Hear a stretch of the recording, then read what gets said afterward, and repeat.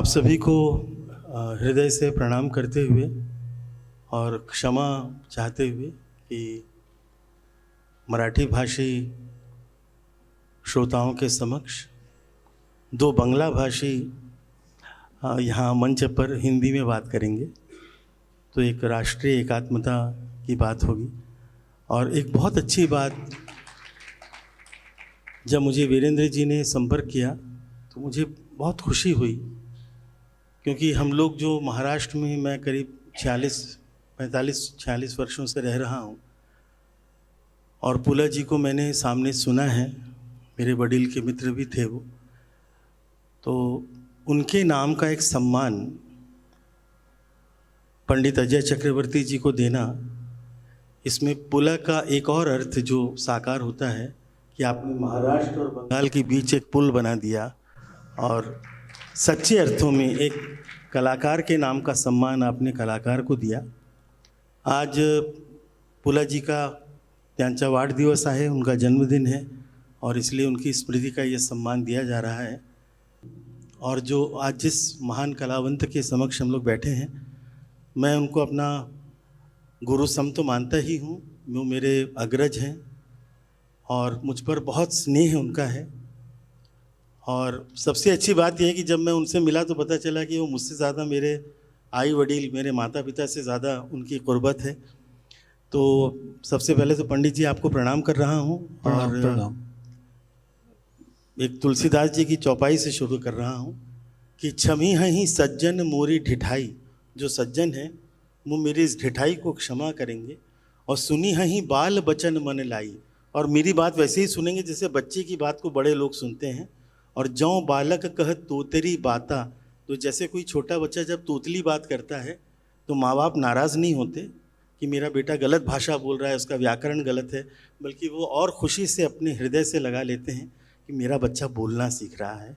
तो पंडित जी, आज कुछ अगर बोलने में या अभिव्यक्ति में कोई त्रुटि होगी तो उसके लिए क्षमा पहले से मांग लेता हूँ। पंडित अजय चक्रवर्ती जी सही अर्थों में वाग्यकार हैं। वाग्यकार संगीत शास्त्र का एक ऐसा शब्द है जो जिसने संगीत सीखा हो, जिसका अभ्यास किया हो, जिसने प्रस्तुति की हो, प्रदर्शन किया हो, जिसने खुद रचनाएं बनाई हो, स्वर भी और शब्द भी उसको सिखाया हो और फिर अपने शिष्यों से उसको परफॉर्म करवाया हो, ऐसा एक पूर्ण व्यक्तित्व जिसे कहा जाए उसके लिए शब्द है वाग्यकार। तो ऐसे एक वाग्यकार पंडित अजय चक्रवर्ती जी को मैं हृदय से प्रणाम कर रहा हूँ। पंडित जी, हम लोग शुरुआत करते हैं और शुरुआत हम चाहेंगे कि हम आपके बचपन से करें, क्योंकि होनहार बिरवान के होते चीकने पात, बचपन कैसा होता है इससे मालूम पड़ जाता है कि ये जो अंकुरित छोटी सी एक अंकुर है ये कितना बड़ा वृक्ष बन सकता है। तो अपने बचपन के बारे में पंडित जी आप बताइए। हमारे सामने जो बैठे हैं इनका बातचीत से आपको अब तक पता चल गया होगा कितना गहरा ज्ञान संगीत के बारे में, जीवन के बारे में इनका है। हमारे छोटे भाई ज़रूर है, मगर शेखर सिंह जी एक भारत के एक बहुत बड़े रिस्पेक्टेड कलाकार है और ऋषियों के बारे में, जैसे तुलसीदास जी, जैसे कबीरदास जी, जैसे स्वामी विवेकानंद जी, जिन्होंने भारत का दर्शन को संगीत के ज़रिए और जीवन के ज़रिए दिखाया, ये तीनों का विद्या के ऊपर, तीनों का सोच के ऊपर इतना इन्होंने गहरा विचार किया जिसका प्रदर्शन आपने बहुत दफ़े देखा होगा। आज उन्होंने मुझे जितना सम्मान से मुझे वेलकम किया, मैं उस लायक तो नहीं हूँ। मैं एक बहुत ही छोटा सा छात्र हूँ और पंडित मैं कभी नहीं था। पंडित अभी क्या होता है ना कि रेडियो में जब टॉप ग्रेड आर्टिस्ट होता है तो सबको पंडित मिलने लगा है। पंडित शब्द बहुत ही इम्पोर्टेंट है, बहुत ही मूल्यवान है। मैं पंडित नहीं हूँ, मैं एक छात्र हूँ, और किस तरह मैं सीखने का कोशिश किया, कैसे मैं इसको संगीत को देखने का कोशिश किया, ये सब आपके सामने बातचीत करूँगा। और शेखर जी से मैं बहुत कुछ सीखूँगा। ये हमारे छोटे भाई हैं, मगर I have so many things to learn from him. खैर, आज जो उन्होंने पूछा मेरे बचपन, सबको एक बचपन होता है। ऐसे मैं भी एक प्राइमरी टीचर की घर में पैदा हुआ था। मेरे बाबा, he was displaced from Bangladesh as a refugee. He came from Mymensingh, where Inayat Khan Sahab, Baba Alauddin Khan Sahab, या Bilayat Khan Sahab was born in Bangladesh. तो उसी एरिया में मयमनसिंह करके एक जगह है जहाँ के लोग गाने बजाने बहुत पसंद करते थे, इसीलिए इसको बोला जाता है कि माई मेन सिंह। हमारे आदमी लोग सब गाते हैं। तो मयमनसिंह, वहाँ मेरा बाबा का पैदाइश हुआ, जहाँ फेमस जादूगर PC शौरकर, he was also born there. His son was also born, but he has shown his activities in India. तो वहाँ से बाबा यहाँ आए थे गाना सीखने के लिए। और मेरे पिताजी के मेरा जो दादाजी थे, ठाकुरदा जिसको हम बोलते हैं, वो डॉक्टर थे। और बाबा गाना ना सीखे इसके लिए बहुत कोशिश किया। बाबा वायलिन बजाते थे, वायलिन, इटालियन वायलिन, वो आँख के अंदर देने के लिए कोशिश किया था। और बोले कि नहीं, गाना सीखेगा तो सत्यानाश हो जाएगा। मगर बाबा इसीलिए बांग्लादेश छोड़कर 1933 पे कलकत्ता आ गए और पेमेंट पे भी रहे संगीत सीखने के लिए। बनारस के शिवा पशुपति मिश्र जी जो थे, वो कलकत्ता में एक जगह पे सिखाने के लिए आते थे। बाबा उसी बिल्डिंग, बहुत अच्छा बिल्डिंग था, उस बिल्डिंग के सामने 4 कॉर्नर में 4 स्टिक लगा के, प्लास्टिक लगा के, वहाँ भी 17 दिन थे। This was my father's love for music. तो इसीलिए मेरा जब पैदाइश हुआ तो बाबा का बाबा जिनसे पहले बाबा जी का शादी हुआ था, उनका कोई संतान नहीं, कोई इशू नहीं था। इसीलिए मेरे माँ के बाबा, उन्होंने मेरे माँ के साथ बाद में शादी किया। वो मेरे बाबा पहला बीबी का बहन थे।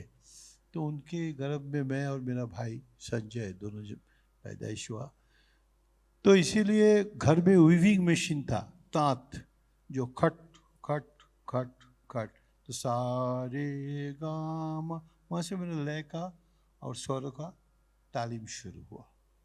ये मेरा जो किताब है उस पर गुलजार जी को मैं बोला था, उन्होंने बोला कि हाँ वीविंग है ना, तो आप भी संगीत को वीव करते हैं।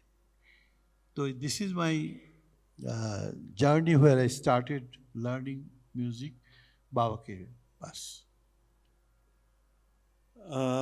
आपके माता पिता का जो संस्कार रहा, उसके बारे में थोड़ा सा बताइए। मेरे बाबा बहुत ही गिफ्टेड आर्टिस्ट थे, बहुत ही अच्छा गाते थे। वो दिशा ई से गाते थे, मगर उनका फॉर्मल ट्रेनिंग नहीं हुआ था। शिवा पशुपति मिश्र जी के पास कुछ सुन सुन के सीखा, मगर राग का गहरा तालीम उनको मिला नहीं। इसीलिए उनका इच्छा था कि अगर उनका बच्चा हो, तो करीब 48 प्लस उम्र में मेरा पैदाइश हुआ। मगर उनका इच्छा था कि बेटा अगर होगा, या तो गाना गाएगा, या तो मेरा बेटा ही नहीं है, ऐसा एक उनका एक जिद था। तो इसीलिए I had no other choice but to learn music and nothing else. जब मैं हायर सेकेंडरी पास किया तो मैं फिज़िक्स ऑनर्स लेके कॉलेज में एडमिशन लिया। तो तब मैं गुरुजी के पास आया था। उसके पहले गुरु का मैं बाद में बताता हूँ। तो गुरुजी ने बोला कि नहीं, तुमको रविंद्र भारती यूनिवर्सिटी में गाना लेके ग्रेजुएशन करना है। तो बाबा वहाँ से कान पकड़ के ले आके मुझे रविंद्र भारती में भर्ती कर दिया। तो दैट वाज माई म्यूजिक, क्योंकि because I didn't have any choice. मेरा कोई पसंद नहीं था कि मैं क्या करूँ, ये करो या तो मार, बहुत मारते थे, डांटते थे, मगर उससे ज़्यादा आशीर्वाद शायद और कुछ नहीं मिला मेरी ज़िंदगी में। मेरी माँ भी गाती थी, मगर उनका लय ताल का ज़रा हिसाब ठीक नहीं था, मगर बहुत अच्छा सुर था। एक उत्तरा देवी करके, तुम शायद जानते हो, गाते थे ठुमरी, ऐसा मेरा माँ का आवाज़ था। पंडित जी, वैसे आज के युग में ये बात कहना थोड़ा सा अजीब लगेगा, पर आप जैसे और मेरे जैसे भाग्यशाली लोग जिन्होंने मार खा के संगीत सीखा है, मुझे लगता है कि शायद इसीलिए हम लोग गाना गा पाए, क्योंकि हमने अच्छे से मार खाई। बिल्कुल सही बात। आपकी माँ के बारे में थोड़ा बताइए। मेरे माताजी बहुत ही एक घरेलू लेडीज थी और कुछ उनका डिमांड नहीं था। मैं जिंदगी में कभी उनको किसी चीज़ घर में नहीं है ये बोलते हुए नहीं देखा। नहीं है तो बोलते थे उसमें क्या है, हो जाएगा। आज नहीं है, क्योंकि ऐसा भी हुआ है कि 2 वक्त का खाना नहीं इकट्ठा होता था, तो हमें कुछ चावल, तोड़ा हुआ टूटा हुआ चावल से कुछ चावल थोड़ा सा पका के दिया, वो लोग केवल कुछ ग्रीन वेजिटेबल खाए जो कि ज़मीन पे होता था। तो मैं पूछा कि तुम क्यों नहीं खा रहे हो? बोले आज मंगलवार है ना, तो आज चावल खाना मना है। बाद में पता चला कि चावल नहीं था। तो ये सब बोलने में आजकल कोई शायद यकीन ही नहीं कर सकता है कि ऐसा भी हो सकता है, मगर मैं up to the age of 15 मैं आटा के साथ गुड़ मिला के एक चीज़ बनता था, हम बोलते थे गोला रोटी, वो खाते थे। That was my breakfast till my age of 15 years. इसके लिए बड़ा खूबसूरत शेर है उर्दू का कि जिनके होठों पे हंसी पाँव में छाले होंगे, हाँ वही लोग तुझे ढूंढने वाले होंगे। मुझे लगता है क्या बात है। कष्ट का होना बड़ा ज़रूरी है। बंगला में एक बड़ी अच्छी कहावत है, कष्ट करले केष्टो पावे, मैंने कष्ट अगर करेंगे तो केष्टो यानी कृष्ण मिलेंगे। और एक रूमी का बड़ी अच्छी बात है कि घसे नहीं जाओगे तो चमकोगे कैसे। किसी भी चीज़ को चमकाना है तो उसको रगड़ रगड़ के आपको घसना पड़ता है। तो मुझे लगता है जिन व्यक्तित्वों के साथ वो रगड़ अच्छे से घिसाई हुई है, वो व्यक्तित्व ही फिर ऊपर उभर करके आते हैं। तो पंडित जी, आपका वो बचपन भी आपने शेयर किया, उसके लिए अब मैं चाहूँगा थोड़ा सा अब आप संगीत की शिक्षा की ओर हम लोग आते हैं कि संगीत की शिक्षा में पिताजी से शुरू किया है। सारे गामा पता नहीं सर, थोड़ा इजी पाल्टा जो हम नॉर्मली रियाज करते हैं, सारे गा रे गामा गामा पा, मगर उसका मकसद क्या है, क्यों कर रहे हैं, ये सब विचार हमें नहीं था। और मैं शुरू किया था at the age of 2.5, before 3। बाबा बोलते कि 2 साल उम्र में मैं सुर में बोल सकता था। और जैसे पिच को जानने के लिए हमारा बहुत शौक था हमेशा कि ये कौन सा पिच है, ये सा ये सी शार्प है, या गा ये एफ है, या पा ये जी शार्प है। तो इसके लिए सबका शौक नहीं है, क्योंकि मेरा कुछ कारण ये शौक था। तो इसीलिए क्या हुआ, जब हॉर्न बजता था, गंगा के ऊपर कुछ शिप का हॉर्न बजता था, तो मैं बोलता बाबा बाबा ये डी शार्प का कोमल गा बज रहा है, एफ शार्प पे बज रहा है। तो ये छुटपन से मैं बोल पाता था, ये बाबा ने बोला, मैं सुना होगा मुझे मालूम नहीं। तो बाबा के पास जब 1.5 साल सीखा, तब उनके एक दोस्त पन्नालाल सामंत, जो बाबा के दोस्त गांव में रहते थे, वो उनको बाबा ने बोला कि देखो हमसे नहीं होगा, हम वीविंग करते हैं, ताँत साड़ी बनाते हैं, कांथा बनाते हैं, तो हमसे नहीं हो रहा है, तुम इनको सिखाओ। तो मास्टरमशाही आके हमें सिखाते थे। वो बहुत ही। पर पंडित जी, यहाँ थोड़ा सा मैं रोक रहा हूँ आपको। हाँ। आपके पूज्य पिताजी से भी आपने कुछ भजन और श्यामा संगीत वगैरह सीखा है? मैं बताता हूँ। तो मैं चाह रहा हूँ कि एक छोटी सी रचना आप वो सुनाएं जो बचपन में एक छोटे बच्चे ने अपने पिता से सीखी, क्योंकि गांडीव सामने रखा है और अर्जुन सामने बैठे हैं, तो मुझे लगता है कि हम सबको थोड़ा सा आपकी धनुर कला का आनंद मिलना चाहिए। आप ये छुटपन में जो बाबा का एक काली कीर्तन एक दल था, एक ग्रुप था, उसमें 10-12 आदमी सब कीर्तन गाते थे, तो गंगे का इस पार उस पार प्रोग्राम भी होता था। एक गाना मैं सुना रहा हूँ, बाबा से सीखा 3.5 साल उम्र में। अरे वाह। হৃদি কমলে বড় ধूम লেগেছে। ये बिल्कुल बच्चों का गाना नहीं है, मगर बाबा ने सिखाया। হৃদি কমলে বড় ধूम লেগেছে, মজা দেখিছে আমার মন পাগলে, মজা দেখিছে আমার মন পাগলে, বড় ধুম লেগেছে হৃদি কমলে। করতেছে পাগলের মেলা, খেপাতে খেপিতে মিলে, আবার আনন্দেতে সদানন্দে আনন্দময়ী পড়ছে ঢোলে, বড় ধুম লেগেছে হৃদি কমলে। वाह वाह। इसी श्यामा संगीत, और ये बंगाल में ये ट्रेडिशन श्यामा संगीत का या लोक संगीत का, ये हमेशा घर घर में ये होता था। और ये अभी बहुत लोगों को लगेगा कि ये मूवमेंट्स कैसे मैं गाता था, सुन के गाता था, क्योंकि बाबा जो गाते थे उस समय एनालिसिस नहीं था मेरा कुछ। बाबा जैसे बोलते थे कि बाबा कितना अच्छा गाते थे, ताकि ये हमें सिखाया उन्होंने।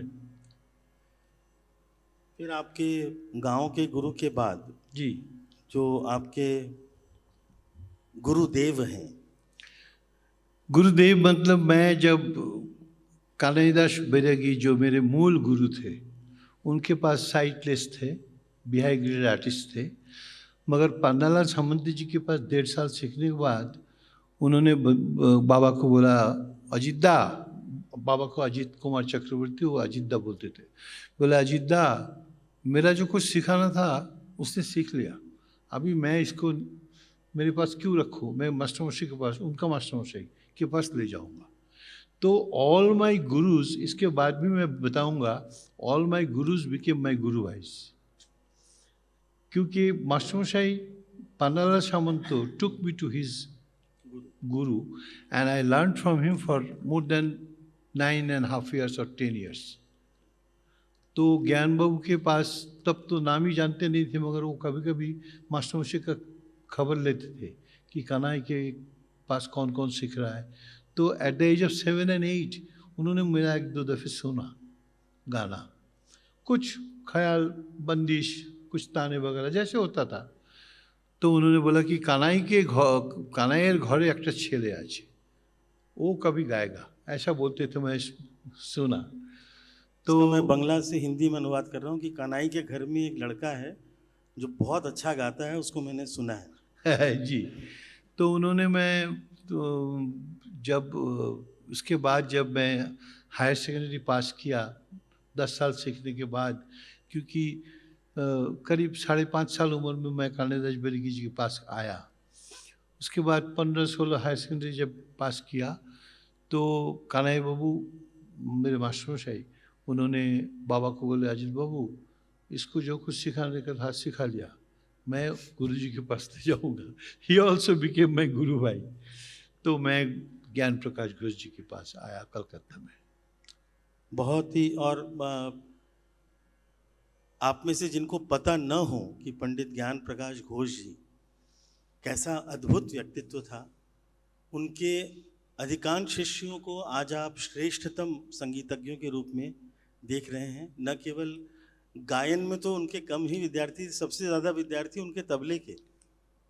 ऐसे विद्वान व्यक्ति, इतने अच्छे कंपोज़र, जितना अच्छा वो उसकी स्वर रचना करते थे, उतनी ही सुंदर शब्द रचना करते थे। तो मुझे लगता है आप बड़े भाग्यवान हैं। नॉट ओनली दैट, हारमोनियम हाँ, सबसे पहले नेशनल प्रोग्राम ऑफ म्यूजिक में बिल्कुल। गुरुजी बजाया। उसके पहले हारमोनियम अलाउड नहीं था, बैंड था। बैंड था। तो गुरुजी सबसे पहले 63 या 64 में हारमोनियम को रेडियो के जरिए परफॉर्म किया। तो अब आप गुरुजी के तो पास, फिर मैं गुरुजी के पास आया। गुरुजी एक समुंदर के तरह थे, जैसे आपने बताया। वो संगीत को देखा, फिर he wanted to know the fragrance of music, कैसे कैसे स्वरों के साथ, शब्दों के साथ सुर का क्या संपर्क है, इसके बारे में हमें समझाते थे। और बहुत ज़िंदगी का बहुत सारी चीज़ मैं उनसे सीखा। सबसे बड़ी चीज़ जो उन्होंने बताया, जो आज बहुत ही मुश्किल है लोगों को जानना, सीखना, वो है, वो बोले कि तुमको हमेशा एक चीज़ याद रखो ज़िंदगी में, तुमको स्वान बनना है, राजहंस बनना है, नहीं तो संगीत नहीं सीख सकते हो। वो क्या है? तो मैं पूछा, उनकी तरफ देखता रहा। बोले एकमात्र प्राणी है जो दूध और पानी मिलाने से ऐसा ऐसा पक पक पक पक करके दूध ले लेते हैं, पानी छोड़ देते हैं। तो हर एक से कुछ ना कुछ सीखने का है। बांग्ला में वो लिखा था एक गाना कि गुरु बोले कार्य प्रणाम करबी मोन, तोर अतीत गुरु पथिक गुरु गुरु अगणन। तो इसीलिए मैं बोला कि तुमसे भी जो पंडित जी उसको, उसका अनुवाद भी कर दीजिए, बिल्कुल ताकि अनुवाद कर दीजिए आप। गुरु कहकर मैं किसकी आराधना करूं, किसको मानूं? मेरा अतीत भी मेरा गुरु है। एक पथिक के रूप में जो मेरी यात्रा है वो भी मेरा गुरु है। और गुरु अगणन, गुरु और जिसकी मैं गणना नहीं कर सकता, हाँ, जिसका मैं आकलन नहीं कर सकता, जिसको मैं किसी सांचे में कैद नहीं कर सकता, वो ही मेरा गुरु है। जी हाँ। तो ये उन्होंने फिर बाद में, आपको मालूम है कि वो एक गुरुजी की एक आध कॉम्पोजिशन सुनाइए। गुरुजी का एक बंदिश सुनाता हूँ। एक राग उनका पैदा सोचा हुआ, कंपोज किया हुआ सुनाता हूँ। इसका नाम है बिलासी टोड़ी। सा रे गा मा धा मा धा नी धा मा धा रे गा रे नी धा सा रे गा मा धा नी मा धा सा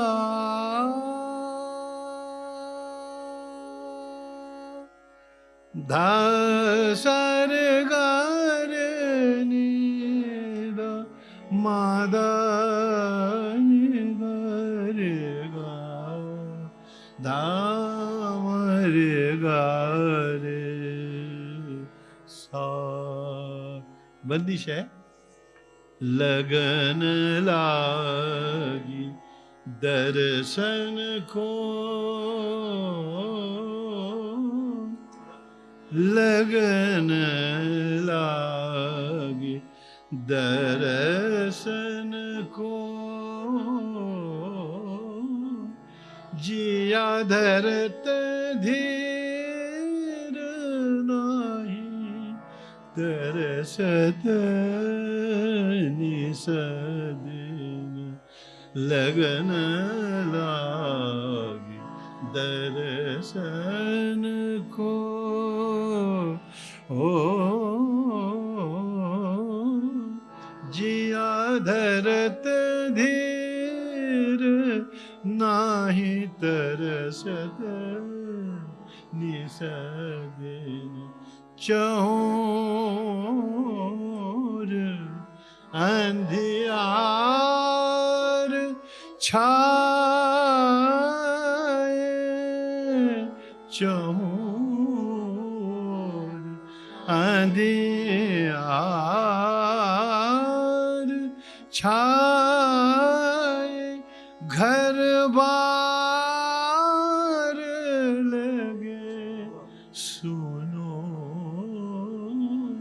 मोहे तुम बिन, लगन लागी दामा दारे नीरा रे ग म ध स रे नि द ग स रे नि द म द स रे ग द स म नि द रे म ग रे नि द स बिलासी टोली।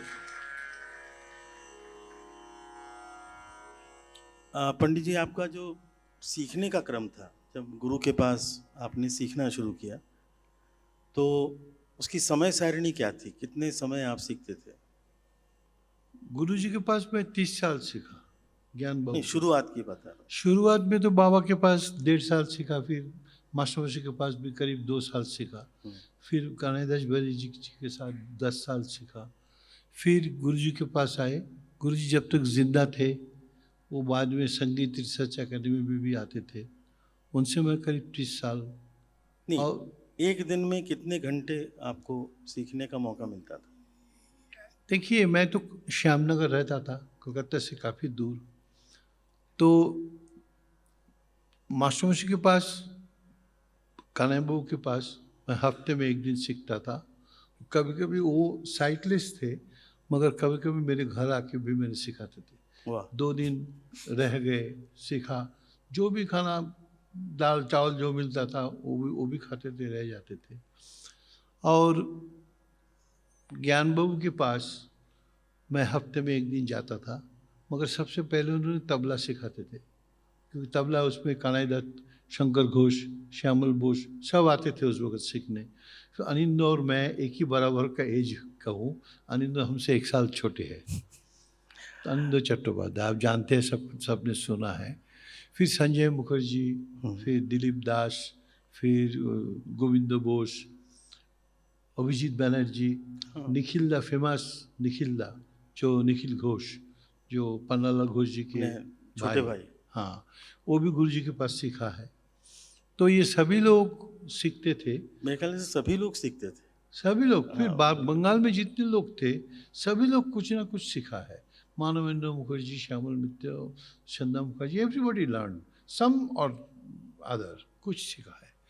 तो गुरु जी के पास और भी सबसे बड़ी बात था कि वो कंपोज करते थे, और बंगाल के काफ़ी पॉपुलर कलाकार जैसे Jyotileshwar Mukhopadhyay was a very popular. उन्होंने एक दिन एक रचना लेके आए हैं, बोले ज्ञान बाबू गेंदा, इसका जो कॉम्पोजिशन है मज़ा नहीं आ रहा है, तो लाइट गाने का। যদিও এখনো গান বৃষ্টির ফুলে ফুলে সাজে, নিভৃত মনের তারে বর্ষা শেষের সুर बाजे। ये बंगला में ये कॉम्पोजिशन है। तो गुरुजी उसको ट्यून करके दिया, और करने के बाद मुझे, मैं तो छोटा था, 17, 18, 19 साल, बोलते थे इधर आओ गाओ, मतलब सुनते थे, क्योंकि he was not a good singer, his voice was not that musical. So उन्होंने मुझे गवा के सुनते थे कि कैसा लगा, हाउ इट साउंड्स। हाँ हाँ, तो सुनने के लिए मुझे बुलाते थे, तो मैं उनको कोशिश करता था कि मैं भी कुछ 2-4 इधर उधर करके, कैसे जैसे होता है कम उम्र में। तो मैं, he was a great composer, करीब 2000 कंपोजिशन उनका है, ख्याल, भजन, एक आध उनकी कोई लाइट कॉम्पोजिशन, लाइट कंपोजिशन, मतलब सुगम संगीत। जैसे द्वार खोल कर बैठा हूँ, तुम आ जाना भगवान। ये कौशिकी बहुत गाती है, सब लोगों ने सुना है। तेरे बिना मन मंदिर मेरा, तेरे बिना मन मंदिर मेरा है पड़ा सुनसान, तुम आ जाना भगवान। मैं द्वार खोल कर बैठा हूँ, तुम आ जाना भगवान। जाके प्रियन राम बेदेही, सो छाड़िए कोटि बैरी सम, यद्यपि परम स्नेही। जाके प्रियन राम बेदेही, ऐसे बहुत करीब उनका एक भजन मंडली भी था जिसमें श्यामल मित्र, हेमंत मुखर्जी, हेमंत कुमार सब भजन मंडली में गाते थे। 30 कलाकार एक साथ। कलकत्ता में बहुत प्रोग्राम हुआ, बाहर में भी हुआ। उन्होंने रशिया भी गए थे इंडिया टीम लेके, उसमें रविशंकर जी भी थे, बिस्मिल्लाह खान साहब भी थे, सभी लोग थे। रशिया में एलिम नतून देशी उन्होंने किताब भी लिखा था। वाह, अभी आपने पंडित जी एक भजन गाया, मैं चाहूँगा आप लोग केवल आपकी जानकारी में थोड़ी सी वृद्धि कर रहा हूँ। जाके प्रियन राम वैदेही तजिए ताही कोटि वैरी सम यद्यपि परम स्नेही। मीराबाई जब तुलसीदास जी के पास आई और उन्होंने कहा कि गोस्वामी जी मेरे लिए बड़ा संकट है, मेरा परिवार मुझे अनुमति नहीं देता है कि मैं कृष्ण के प्रेम में कृष्ण की भक्ति करूं, तो मेरे लिए क्या उपाय है? तब गोस्वामी तुलसीदास जी ने इस भजन की रचना की कि जाके प्रियन राम वैदेही, जिसको ईश्वर से प्रेम नहीं है, तजिए ताही कोटि वैरी सम, उसको आप एक बिल्कुल सबसे निकृष्ट वैरी के समान मानिए। चाहे वो कितना भी आपका स्नेही हो, लेकिन अगर वो आपको ईश्वर भक्ति में बाधा दे रहा है तो उसका त्याग करिए, क्योंकि ईश्वर भक्ति ही जीवन का परम लक्ष्य है। कितना अच्छा बात है, वाह वाह। लीजिए पंडित जी, इसमें एक चीज़ जो मैं चाहूँगा, जो आपके गाने में हमारे जैसे जो स्टूडेंट्स हैं, आपसे 9-10 सीढ़ी नीचे वाले जो स्टूडेंट्स, ऐसे मत हमको बोलिए ये लगता है कि जिस तरह से आप किसी चीज़ को सोचते हैं, वो सोच आपके गुरु ने कैसे विकसित की? क्योंकि पहली बार जब आपका गाना हम लोगों ने सुना तब हमें लगा कि ये कलाकार गा नहीं रहा है, ये कलाकार मान लो पेंटिंग कर रहा है। वो देख रहा है कि ये मेरा गंधार जो है ना, ये इसको मैं यहाँ भी मध्यम से छुआ कर ले आऊँगा, इसको पंचम से छुआ के ले आऊँगा, इसको मैं ऋषभ से उठा। ये जो एक सोच है, सांगीतिक सोच, जहाँ पर श्रवण और दर्शन का एकाकार हो जाए, वो कैसे विकसित हुआ? ऐसा सवाल आपने पूछा कि इसका सारे हमारे गुरुओं का है। हमारे भारतीय संगीत में, भारतीय नहीं, कोई भी संगीत का जो बैक एंड है, संगीत म्यूजिक, जो इसका जो बैक एंड है वो तो स्वर ही है। स्वर के सिवाय क्या है? अगर आप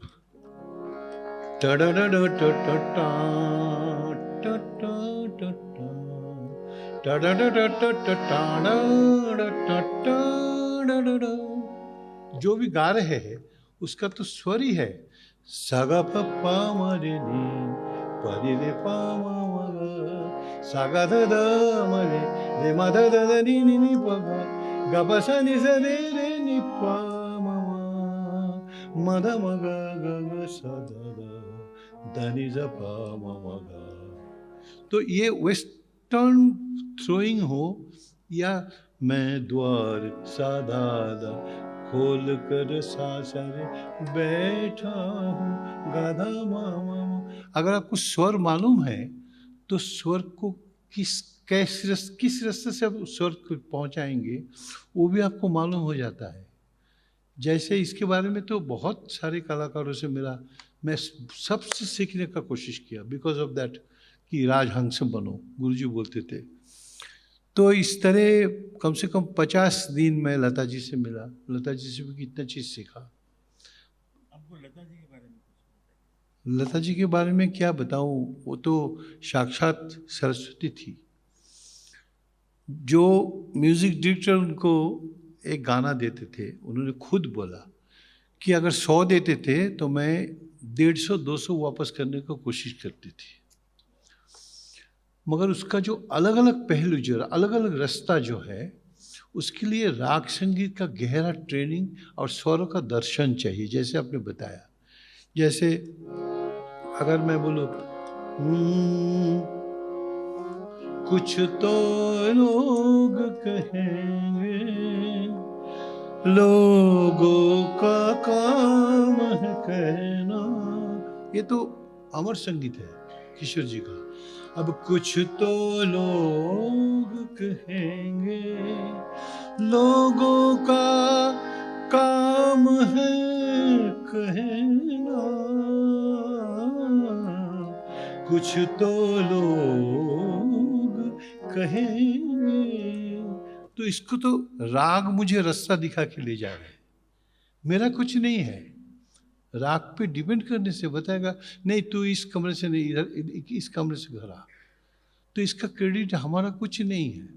मगर ये जो शिक्षण प्रणाली कैसे मैं दूसरे रास्ते से जाऊं, ये बड़े बड़े संगीत जो परफॉर्मर्स है वो ये हमसे दुख प्रकट करते हुए मैं देखा, क्योंकि ये रास्ता पीछे जो बैक एंड में स्वर है उसको देखने का शिक्षा हमें नहीं मिला।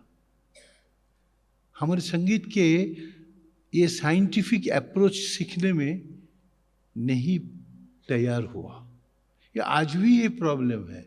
जैसे ओ सजना, ओ सजना, ओ सजना, ओ सजना, ये हम बोल सकते हैं कैसे? मैं उनका दीदी के सामने मैं उनका गाना एक लाइन 25 किस्म से गाने का कोशिश किया, परख करने के लिए उनका क्या विचार है, वो हमें कैसे क्रिटिसाइज करते हैं। तो उन्होंने बोला कि आप तो कैसे कौशिकी को सिखाया, वो कैसे वो सब कुछ बोल सकती है, स्वर देख सकते हैं, मैं क्यों नहीं देख सकता। मैंने बोला कि ये सब शब्द हमें सुनना भी पाप है, क्योंकि आप अगर हिंदुस्तान में नहीं आते दुनिया में तो शायद हम गाना ही नहीं गाते। गाना सीखा बिकॉज ऑफ यू। सबसे पहले भारत में जितने कलाकार गाना गाते हैं उनका सबसे पहला कान में सुर अगर किसी का घुसा तो उनका नाम है लता मंगेशकर। तो हमने क्या किया, राग संगीत वाले और दूसरे संगीत वालों में ब्रिज नहीं बना सके। हम उनको लाइट आर्टिस्ट बोल के थोड़ा सा छोटा देखा, which is a वेरी गलत काम हुआ ये। तो इसलिए राग संगीत के जो अनुराग पार्ट है वो रह गया।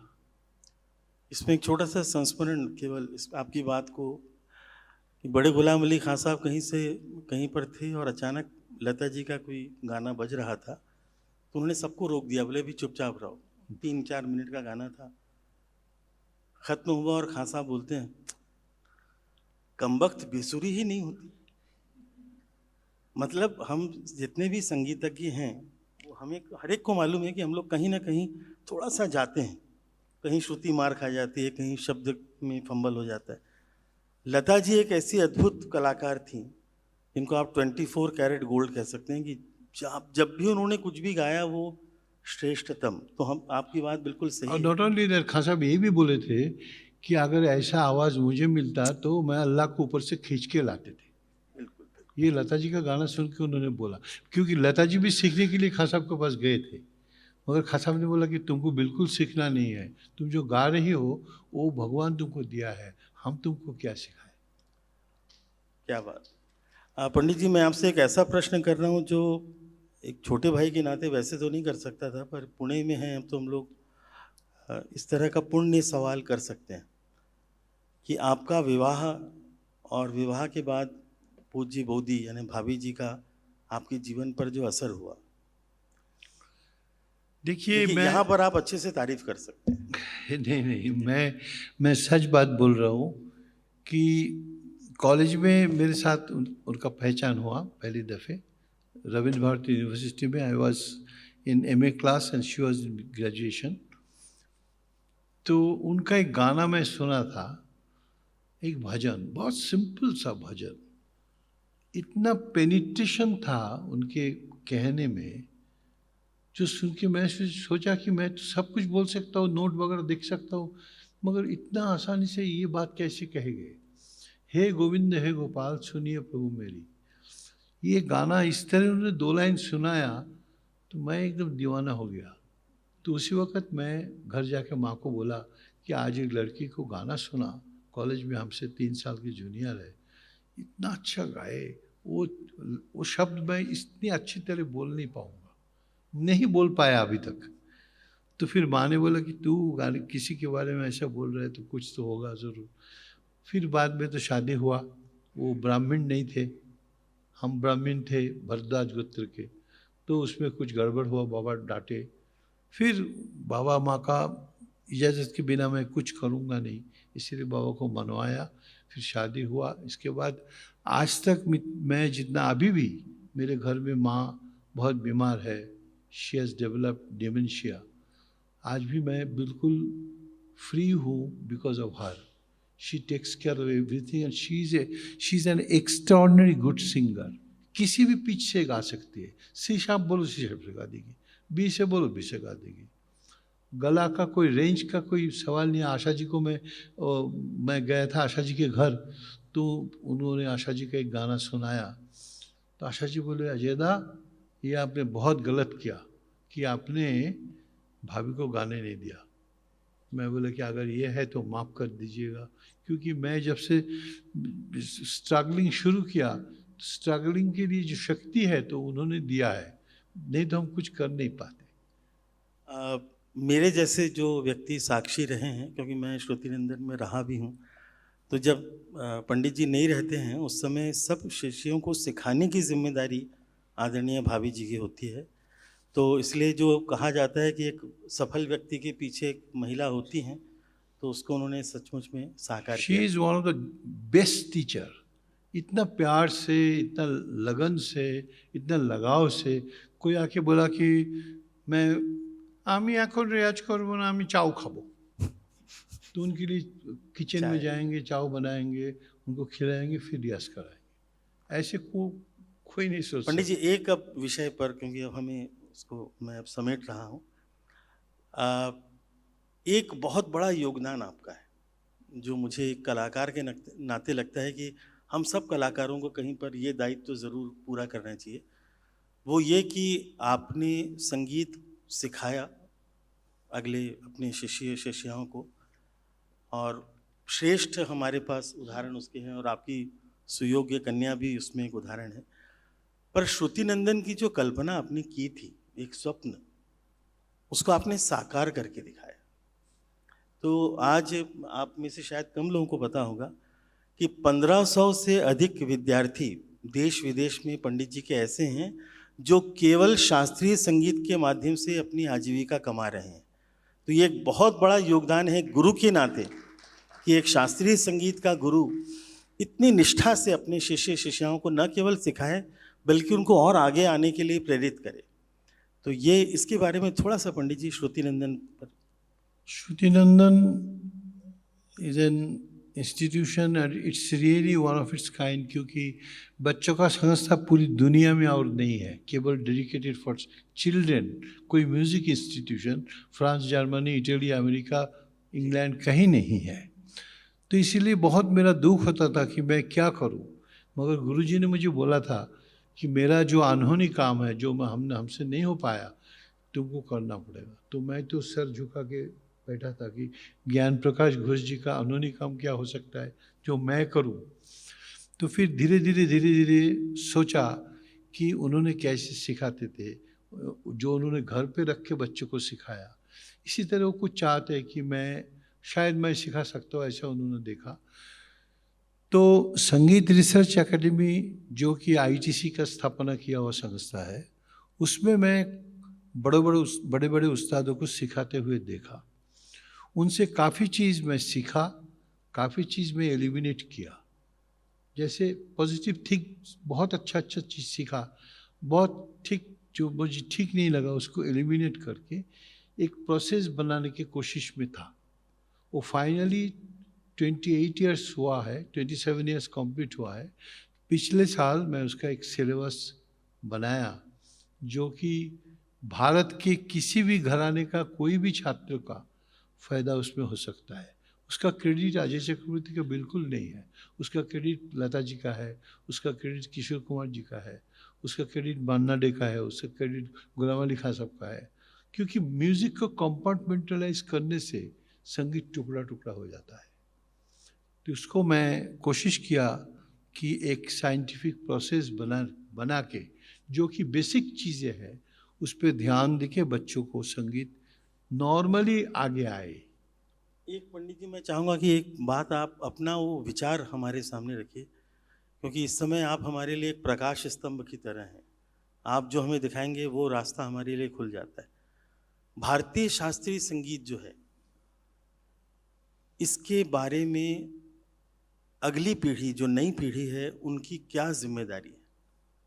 ये जो रागांग हमारा संगीत है, जो ख्याल पद्धति है, जिस तरह से हम उसका विस्तार करते हैं, आज की पीढ़ी उसमें प्रयोग करती है, प्रयोग का स्वागत है, उसमें कोई बात नहीं, पर कौन कौन सी चीजें हैं जिनको हमको बचा कर रखना चाहिए? एक है राग की शुद्धि, क्योंकि हम कुछ स्वर को राग जानते हैं। अभी तक हम जानते हैं कि सा गा मा धा नि सा नि ध म ग सा, ये मालकोस है, या सा रे गा मा पा धा नि सा नि ध प म ग रे सा, ये भैरव है, मगर ये नहीं है। जैसे एक होता है बॉडी, एक होता है माइंड, एक होता है जो जिससे आपका निर्णय होता है कि एक सोल बुद्धि, क्योंकि ऊपर में जो हम देख रहे हैं शेखर सेन जी जो बैठे हैं, ये शेखर सेन जी नहीं है, ये शेखर सेन जी है, मगर शेखर सेन जी उनका नॉलेज में, उनका संगीत में, उनका ह्यूमैनिटी में, उनका आत्मा में जी है। ये गुरु जी ने मुझे समझाया। तो इसीलिए सारे गा मा पा धा नि सा इज नॉट भैरव, तुम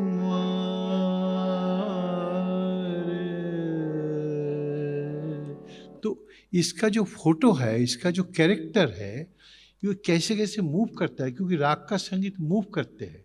स्टैकाटो म्यूजिक से राग संगीत नहीं बन सकता।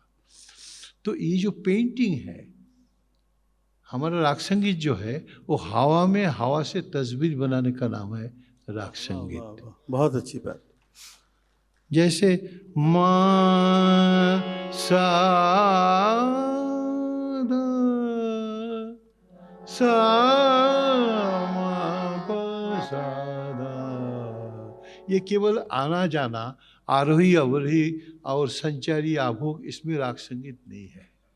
राग का जो अलग अलग कैरेक्टरिस्टिक्स है, जैसे पंडित पुल देशपांडे जी, उनको क्या नाम बोलने से होगा कि पुरुषोत्तम लक्ष्मण देशपांडे जी एक नाम नहीं, उनका अलग अलग पहलू जो है। ऐसे लोग हमें हमारे देश में पैदा हुए। भारत ने ऐसा ऐसा लोगों का जन्म दिया जिसके पास सब चीज़ का एक दर्शन मिला है। जैसे दूसरे टाइप का जो लाइट म्यूजिक जिस बोलते हैं, वो शब्द है उसका मेन, उसका कैरियर है सुर, और राग संगीत में मेन है राग, कैरियर है शब्द, तो जो चलने वाला वो शब्द है। तो इसी तरह रागों का जो फ्रेज है, रागों का जो कैरेक्टर है, एक एक स्वर रागों का जो है, उसके बारे में बहुत अच्छी तरह सिखाया जा सकता है। और इसका कोई ऐसा नहीं है कि ये बहुत मुश्किल है, कठिन है, कुछ नहीं है। लीजिए, एक चीज़ और है जो मुझे लगता है एक आपका बड़ा उसमें सूक्ष्म आविष्कार भी है और आपकी गहन सोच का परिणाम, वो है सुर और स्वर। जी हाँ, तो इसके बारे में आप थोड़ा सा बताइए, क्योंकि ये आपको मुझे इतना लगता है दर्शकों को और श्रोताओं को आनंद आएगा जिस तरह से पंडित जी ने सुर और स्वर, ये दो चीज़ों को जैसे हम बोलते हैं ना कि ये जो लता जी का गाना, इसका सुर बहुत अच्छा है, इसका स्वर बहुत अच्छा है, नहीं बोलते हैं जिंदगी का सफर है कैसा सफर, कोई समझा नहीं, कोई जाना नहीं। ये जो है, ये ज्यादातर स्वर पे निर्भर है। सा सा मा मा मा पा पा पा गा गा। ये जो गा है, गंधार जिसको बोलता हूँ, ये सुर है कि जैसे सा मा सा मा सा मा सा मा सा मा सा मा। ग्रामेटिकली ये सब गलत है, मगर ग्रामर इज नॉट आर्ट। तो सा, ये सा का सुर है बागेश्वरी में, और सामा ये किसी राग का ही नहीं है।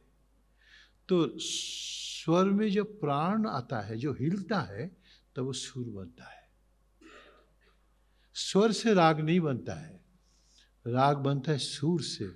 जैसे द नि सा मा बागेसी है, या प नि सा मा बिम्पलासी है, ध नि सा मा मालकोस है, ध सा रे ग मा या भूगी है। पंडित जी, अब मैं समापन की ओर ले जाना चाहता हूँ। एक चीज़ पर आपने बड़ा काम किया है, और वो है कि सांगीतिक बंदिशें जो हमारी हैं उसमें साहित्य, इसलिए शब्द का सौंदर्य और अलंकरण का सौंदर्य, लयकारी और विभिन्न छंदों पर जो आप अपने विद्यार्थियों को भी सिखा रहे हैं, और आपने अपनी बंदिशें भी उसमें बहुत सारी बनाई हैं। आपको जानकर खुशी होगी कि सैकड़ों बंदिशें पंडित जी ने बनाई हैं, खुद लिखी हैं। साहित्य और स्वर रचना, दोनों रचना आपकी है। तो एक आध रचना छोटी सी कोई सुना दीजिए ताकि हम।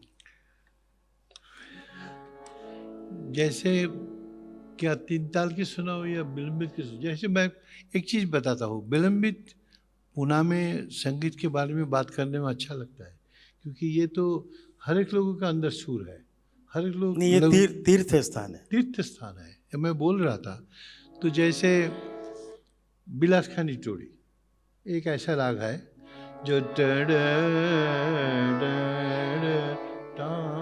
ये सब लोग हम जानते हैं कि ये बिलासखानी टोड़ी है। तो पहलू अलग अलग हो सकती है।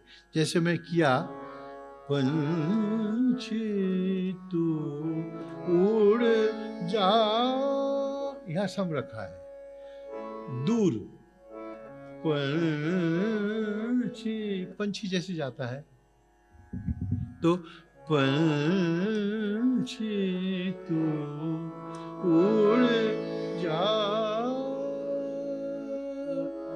दूर दूर गगन की ओर, जहाँ तू रहे चैन से, पंछी तू उड़ जा।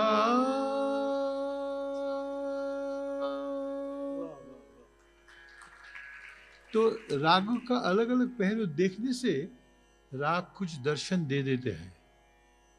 अगर उनके पैर पर, गुरुजी बोलते थे एक बात कि पहले सुर लगाने से पहले वो स्वर का पैर देखो, क्योंकि सुर के अंदर एक सुर होता है, उसी को सुर बताया जाता है। जैसे सा गा पा नी रे मा मा धा मा गा मा धा सा नी नी धा धा ब मा मा गा गा रे रे सा। ये जो स्वर का जो सही स्थान, ये हमारे देश में कभी किसी को नहीं सिखाया गया। मैं ये बात इतनी स्पष्ट सीधे बोलना चाहता हूँ कि सारे गा मा पा धा नी सा हम सब सीखते हैं,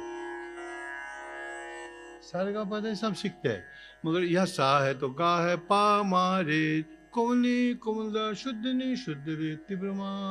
ये जो स्वर का देखने का जो अंदाज है भीषण, पदा गा मा सा नी पदा नी रे मा धा प मा गा रे प सा रे मा गा रे सा नी सा रे गा धा धा सा मा गा रे धा प गा रे नी धा प सा गा रे गा मा नी सा नी रे गा मा प गा सा मा गा सा रे गा मा प सा रे गा मा प सा मा प धा नी सा गा प धा नी सा रे मा प धा नी सा गा प धा नी रे गा मा प धा नी रे मा धा प गा रे गा मा प सा।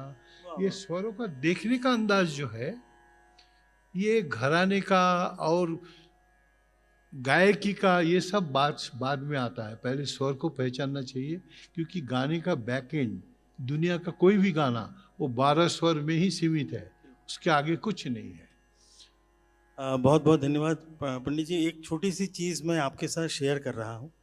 पंडित जी, मेरा बड़ा सौभाग्य था कि संगीत नाटक अकादमी के अध्यक्ष के रूप में पंडित जी, शिव जी, बिरजू महाराज जी, विश्वमोहन भाई और अरुणा साई राम जी, बॉम्बे जयश्री जी, इस तरह के सारे कलाकार हमारी एग्जीक्यूटिव कमेटी में थे। Under his guardianship. अरे गार्जियनशिप, तो मैं तो इन सबको इसलिए रखा था कि क्या होता है, थोड़ा बड़े लोगों के साथ रहने में अपनी फोटो अच्छी आती है। एक दिन मैंने पंडित जी से कहा, मैंने कहा पंडित जी मेरा एक बड़ा दुख है। बोले क्या? मैंने कहा बहुत सारे राग हैं ना, वो हमने ठुमरी वालों के लिए छोड़ दिए हैं, जैसे खमाज है, पीलू है, काफी है, भैरवी है। इसमें पूरा राग विलंबित बंदिश, फिर मध्य लय की बंदिश, फिर द्रुत की बंदिश। अब ये गाना खत्म हो गया कि खमाज में अब कोई विलंबित नहीं गा रहा है, काफी में कोई नहीं गा रहा है। और एक राग जैसे बहुत सालों तक हम लोगों ने तबले वालों के लिए छोड़ दिया था, चंद्रकौंस, क्योंकि वो लहरा चंद्रकौंस में बजता था, तो बेचारे लोग डर के मारे चंद्रकौंस नहीं बजाते थे कि यार तबले वाला सोचेगा कि मेरे को सोलो बजाना है। पंडित जी ने मेरी बात सुनी, थोड़े दिन हंसे, फिर बोले कि शेखर अगला कार्यक्रम में मैं खमाज गाऊंगा 2 घंटा। और मैं आपको बता रहा हूं, मैं हृदय से मैंने इस महान विभूति को प्रणाम किया, क्योंकि ये बहुत सारी चीज़ें हैं। देखिए कई बार हमारे हाथ से बहुत बड़ी चीज़ है जो हाथ से छूट जाती है। इतना बड़ा राग है खमाज, इतना बड़ा राग है काफ़ी। भैरवी में आज बड़ा ख्याल छोटा ख्याल करके गाने वाले लोग अब नहीं रहे, बिलावल लोग गाते नहीं हैं। तो पंडित जी का ये वैशिष्ट्य है कि उन्होंने इस तरह की चीज़ों को और इस तरह की मेरे छोटे छोटे अपने भाई के चैलेंजेस को भी स्वीकार किया और इस तरह के कार्यक्रम में उसको गा करके उसको प्रमाणित किया। इसके लिए मैं चाहता हूँ पंडित जी, हम हृदय से आपको प्रणाम है। और अब मैं अंतिम सवाल पे आप सबको प्रणाम कि आप आशीर्वाद दीजिए। शक्ति, आई एम नाउ 73, और 2-4-5 साल अगर रहे तो हमारे बच्चे और भी आगे जाएंगे, बहुत आगे जाएंगे। पंडित जी ने थोड़ा सा गलत जानकारी दी है। एक्चुअली उनकी उम्र है 17 ईयर्स एंड 3 मंथ्स, तो उसको आप पंडित जी आज आपको जो सम्मान दिया गया है आदरणीय पुला देशपांडे जी के नाम पर, हम लोग जो महाराष्ट्र में रहते हैं और जिनको मराठी समझ में आती है, तो हम लोगों ने जब मराठी सीखनी शुरू की तो बहुत कठिन होता है जो मराठी भाषी नहीं है। तो सबसे पहले हमने बाबा साहब पुरंदरे जी का एक उपन्यास पढ़ा, उससे थोड़ी समझ में आई। तो मैंने अपने मित्र को कहा जिसने मुझे वो पुस्तक दी थी, छत्रपति शिवराज, मैंने कहा यार बहुत कठिन भाषा में है भाई, इतनी कठिन मराठी मत सिखाओ। बोले फिर एक काम करो, तुम पुला देशपांडे जी को सुनो।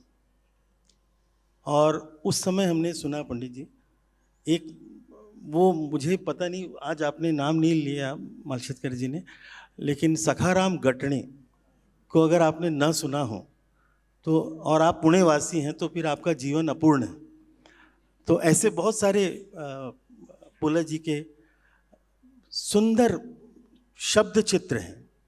जैसे आप स्वर चित्र करते हैं वैसा ही वो शब्द चित्र बनाते थे। आपको लगता था कि वो सखाराम गटणे सामने खड़ा है, या वो पारसी आदमी आपके साथ सामने बात कर रहा है, आपसे झगड़ा कर रहा है। या वो बताते थे कि पुणे करी और मुंबई कर में और नागपुर कर में उनकी भाषा में क्या अंतर होता है। तो मैं चाहता हूँ कि एक पूर्ण कलाकार होने के नाते, जैसे पुला जी को हम मानते हैं कि वो संपूर्ण कलाकार, उनका केवल एक हम तत्व नहीं लेते, हम उनको उनकी सारी विधाओं के साथ जोड़ कर देखते हैं जी। तो मैं चाहता हूं कि आप एक ऐसा संदेश दीजिए ताकि हमारी नई पीढ़ी को ये मालूम पड़े कि उनके लिए क्या क्या सीखना ज़रूरी है। संगीत तो सीखें, पर संगीत के अलावा भी और क्या क्या सीखना चाहिए। देखिए हमारे देश में अलग अलग समय पे कुछ कुछ ऐसे कलाकार, ऐसे विद्वान, ऐसे गुणी व्यक्ति आए हमारे दुनिया में, उनसे हम लोगों ने सीखा। कबीरदास जी से, तुलसीदास जी से लेकर के सब सभी का कुछ ना कुछ कंट्रीब्यूशन खास है। पुले जी का दर्शन मेरे ख्याल से जो था, जो मैंने उनके बारे में पढ़ा, और उनका affinity for Bengali language, his learning of Bengali in Shanti Niketan for the love of Rabindranath Tagore, ये सब चीज़ तभी आता है जब जिन्होंने जिंदगी को देखा है। जिन्होंने देखा है वो जानते हैं कि देखिए नाटक पे क्या होता है, एक कैरेक्टर को मुझे वो कैरेक्टर बनना पड़ता है, उसके लिए उनका जो स्पीकिंग पावर, उनका सोच जो है वो मुझे अडॉप्ट करना पड़ता है। उसके लिए सबसे ज़रूरी क्या है? हवा को कंट्रोल करना। तो हवा को कंट्रोल अगर हो जाए तो अभिनय का एक चीज़, अरे तुम्हें की करते वालो, अरे हम तो ऐसे कब बैठे थे तुमको, तो ये हम नकल, क्योंकि जैसे आप नकल करते हो ऐसे बहुत कम लोग कर सकते हैं, क्योंकि उनका इस्तेमाल किया हुआ हवा को तुम जांच कर लेते हो और उसको रिप्रोड्यूस कर सकते हो। यह है अभिनय का कंट्रीब्यूशन। फिर रहा साहित्य, अभिनय में साहित्य है। जैसे उनका नारायण नाम का कैरेक्टर, या पान वाले का नाम का जो फूले देशपांडे जी का कैरेक्टर है, कैरेक्टर किस तरह सामने आते हैं, उसके लिए वो कैरेक्टर को खुद को उस कैरेक्टर बना के देखना पड़ता है। वो जो विजन है वो है स्वर का जैसे विजन, सुर का विजन। जैसे अगर नारायण है माँ, तो पान वाला है माँ, तो प्रीति है माँ। तो ये अलग अलग ढंग से मैं संगीत के साथ उनको सीखने का कोशिश करता हूँ। मैं कब पिछले कुछ दिन से मेहर मेरा शागिर्द यहाँ रहते हैं, उन्होंने मुझे काफ़ी चीज़ दिया, अमूल दिया, और कुछ लोग मुझे रिकॉर्डिंग, उनको मैं सुनता रहा। हालांकि उनको समुद्र को मैं क्या जान सकता हूँ, मगर कोशिश किया, देखा कि स्वर को, फिर हारमोनियम जो उन्होंने गाते थे, बाल गंधर्व जी का गाना, गायकी का वो गाते थे। मैं सुना, बाल गंधर्व जी का रिकॉर्ड भी सुना, उनके बारे में थोड़ा बहुत जो जाना। शब्दों को, एक होता है साउंड, वावेल, कॉन्सोनेंट एंड शब्द, और एक होता है उसका मतलब, और एक होता है उसका भावना। आज एक ही शब्द, तुम कैसे हो, तुम कैसे हो, एक ही तो शब्द है। किस तरह हम देखते हैं, शब्द का प्राण संचार किस तरह होगा, उसको देखना, हवा के साथ उसको रिलेट करना। फिर सुर, जो कि अल्टीमेट ऑफ एजुकेशन, जो एजुकेशन संगीत में मिलता है वो दूसरे किसी एजुकेशन में नहीं है। इसीलिए क्योंकि विद्या के साथ परफॉर्म करना, विद्या को परफॉर्म करके दिखाना, ये केवल संगीत में ही है। इसीलिए शास्त्र में बोला न विद्या संगीतात् परा। क्योंकि जो मैंने बोला कि गामाधा मालकोस होता है, मगर वो गामाधा तब मालकोस है, गामाधा ये कभी मालकोस नहीं है। तो ये इसका जो मतलब समझना, इसका अर्थ समझना, वो फाइनल जो एक्सेलेंस है उनका, वो संगीत तक आया है। गाना, फिर उसका एक साज में उसको विजुअलाइज करना, देखना, फिर अभिनय, फिर बातचीत, फिर कैरेक्टर को एक्सपोज करना, सबके गहरे में जो बीच अंदर है वो है विजन। एक विजन एक आदमी को मेरे ख्याल से काफ़ी हद तक ले जा सकते हैं। क्योंकि विजन जो है, हम क्या देख रहे हैं, मैं खड़गपुर IIT में पढ़ाता हूँ कि how to develop science and technology through raga music. तो उसमें क्या है, मैं उनको बताया था कि Kharagpur IIT is one of the best IIT and first IIT in the IIT's history. इतना अच्छा बड़ा IIT है हमारे देश में, इतना IIT बनी है, मगर एक भी एरोप्लेन हमारे देश में क्यों नहीं बनता है? इसीलिए नहीं बनता है कि हमारा एरोप्लेन का नॉलेज फ्रांस और अमेरिका में जाके किताब में अटका हुआ है। अगर खुला स्काई हम बच्चों को देंगे, वो भी उड़ के देख सकते हैं कि कैसे हुआ, दूसरे को उड़ाएंगे दूसरा फ्लाइट बना के। तो इसीलिए विजन डेवलप करने का एजुकेशन हमारे देश में बहुत कम है। जो न्यू एजुकेशन प्लान जो हुआ है उसमें ऐसा कुछ चीज़ है, संगीत भी है और भी कुछ है। मुझे लगता है कि उनको सोचना चाहिए कि विजन डेवलप करने के लिए और क्या क्या तरीका है। क्योंकि देखो, मैं अगर मागा मादानी सा अगर गाता हूँ, कोई कर्सर अभी तक नहीं बना जो कर्सर मेरा पेंट बनाता है, वो सब ऐसा ऐसा वेव दिखाता है। तो अगर ये ऐसा एआई वगैरह जो सब बन रहा है, उसके ज़रिए अगर हमारा दृष्टि हम कंप्यूटर को सिखा सकते हैं, तो एक दर्शन, इसका ही बोलते हैं फिलोसफी। फिलोसफी है अंदर में कुछ क्या हम देख रहे हैं। मेरे ख्याल से तो वही दर्शन है जो न्यूटन ने देखा था, कपिल नीचे आ रहा है। उसके बाद थ्योरी ऑफ ग्रेविटेशन बाद में बना, मगर वो जो पहला दर्शन होता है उससे हम कितना गहरा तक जाके देख सकते हैं, उसको मुझे मेरे ख्याल से ये एक आदमी का, ये एक कलाकार थे, ये एक महान व्यक्तित्व थे जिन्होंने वो अंदर से देखा है। तो देखने से सब चीज़ तो साफ हो जाता है। पंडित जी बहुत बहुत धन्यवाद। और आज हम सब पुणे वासियों के लिए, महाराष्ट्र के सभी नागरिकों और पुला देशपांडे जी के सभी प्रेमियों के लिए बड़े सम्मान की बात है कि आज उनके नाम पर दिया गया, उनकी स्मृति में दिया गया सम्मान आपको दिया गया है। आपको माँ सरस्वती का आशीर्वाद नित्य आप पर बरसता रहे। और हम आप सबके आशीर्वाद हमारे लिए रहे तो I will try to learn more detailed vision of music. और आपको भी मेरा प्रणाम, because of your exceptional knowledge, articulation, music, everything.